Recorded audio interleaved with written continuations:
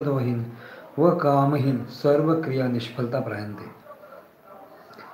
जड प्रकृतीचे केवळ परिवर्तन रूप आहे, क्रिया आहे, कर्म नाही.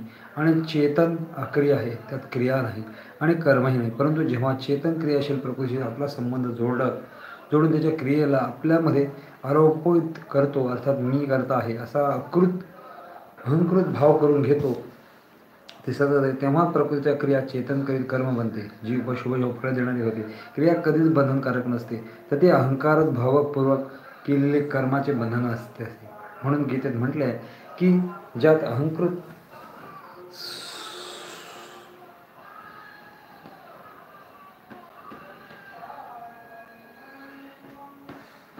भाव केलेला कर्म असते. म्हटले आहे की ज्यात अहंकार भाव आहे, फळेची इच्छा, फळे नाही.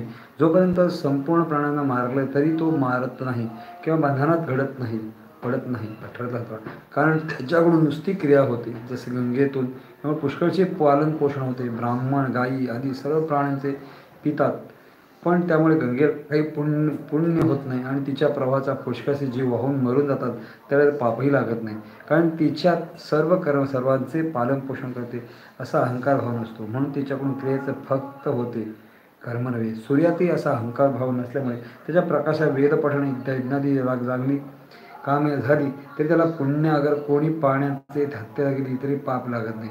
त्याचप्रमाणे जगात रोज अनेक प्रकारच्या चोऱ्या अगदी पाप करतात, पण त्यांना आमचे अनुमान नसल्यामुळे, त्याच्याशी आमचा संबंध नसल्यामुळे त्यांच्याद्वारे केलेले कर्म आपल्यासाठी फक्त क्रियाच आहेत, म्हणून ते आम्हाला बंधन होत नाही.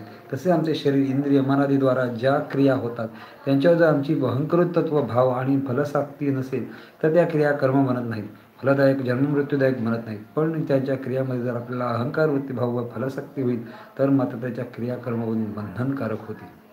5. मनुष्य लहान मोठा होतो तर काही पाप होणे लागत नाही, केवळ क्रिया होते. शरीरात प्राण, अपमान आदीद्वारा ज्या क्रिया होतात त्याचे पाप होणे लागत नाही. इंद्रियांकडून जी आपोआप क्रिया घडते त्याची हे पाप होणे लागत नाही. पण जेव्हा आम्ही या क्रियामध्ये कर्तृत्व भाव करून घेतो तेव्हा त्या क्रिया आमच्याकडे कर्म बनतात. जसे श्वास घेणे ही क्रिया आहे, पण ती कोणी प्राणायाम करेल तर ती क्रिया कर्म बनते, फल देणारी होते.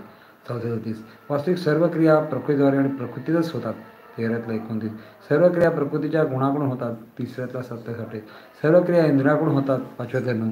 म्हणजे प्रकृतीचे कार्य गुण आणि गुणांचा कार्य इंद्रिय यांना द्वारे फक्त क्रिया होतात, कर्म नव्हे.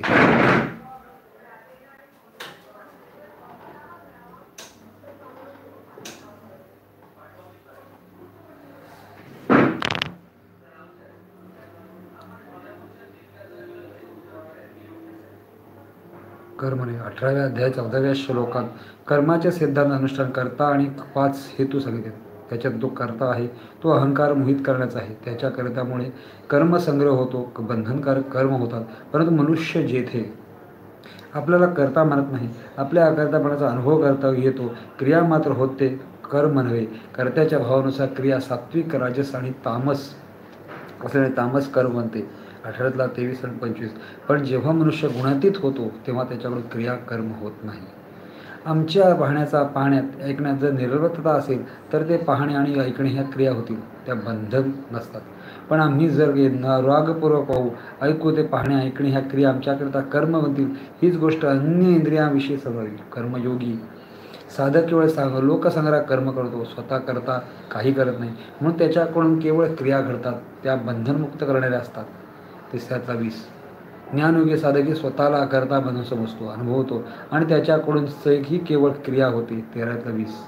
भक्तियोगी साधक केवळ भगवंताच्या प्रसन्नतेसाठीच कर्म करतो. 11-55-12-10. म्हणून त्या क्रियेचा भगवंताचा संबंध असल्यामुळे त्या कर्म बनत नाहीत. इतकेच नव्हे, त्या क्रियामध्ये दिव्यता येते, त्या जगाचे हित करणाऱ्या होतात. ध्यानयोगी, कलयोगी, हठयोगी इत्यादी कोणत्याही साधक जर प्रकृतीच्या क्रियाबरोबर संबंध जोडणार नाही तर त्याच्याकडून क्रिया होतील, कर्म नाही.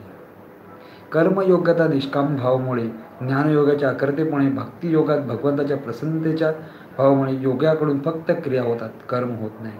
ज्ञानी महापुरुष आपल्या शुद्ध रागाद्वेषरहित भावनेने सर्व काही करतो, म्हणून त्याच्याकडून कर्म होत नाही, क्रियाच होतात. लाईक करा, शेअर करा, सबस्क्राईब करा. पुढचं पुष्प आपण चालू त्यात घेतो. जास्ती लोक बघतायत त्यामुळे त्याचा अनादर करणं मला योग्य वाटत नाही, त्यामुळे पुढचं पुष्प आपण घेतोय.